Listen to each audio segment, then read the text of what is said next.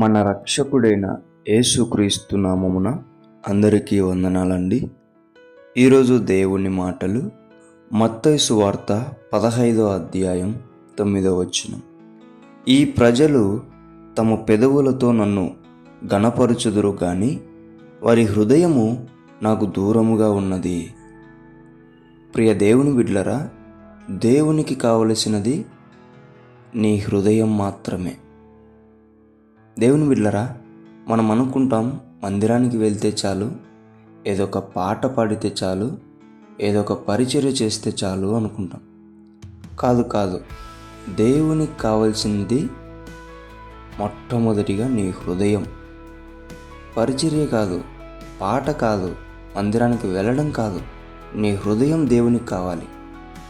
నీ హృదయం ఎక్కడో పెట్టేసి నువ్వు పాట పాడినా, మందిరానికి వచ్చినా, ఎంత పరిచర్య చేసినా కూడా అది దేవునికి ఇష్టపూర్వకంగా ఉండదు.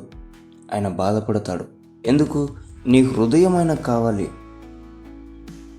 దేవుని బిడ్డలారా, హృదయాన్ని దేవునికి ఇవ్వండి. దానిని ఎలా చక్కదిద్దాలో అంత బాగా నీకు తిరిగి మళ్ళీ ఇస్తాడు. దేవుని బిడ్డలారా, హృదయమును దేవునికి దూరం చేసుకుంటే ఈ జీవితానికి ఒక అర్థమే ఉండదు. ఇదే హృదయము గనక ఆయన చేతిలో పెడితే మన జీవితానికి ఆయన ఒక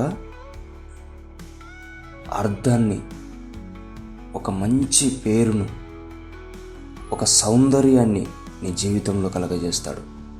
ఆమేన్. దేవుడి మాటలను దీవించునుగాక. ప్రార్థించుకుందాం.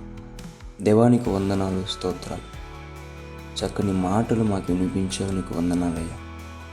ఈ మాటలు విని ఎవరైతే దూరంగా వారి హృదయాన్ని పెట్టుకున్నారో వారి హృదయం నీ చేతులు పెడుతూ ఉంటున్నారు.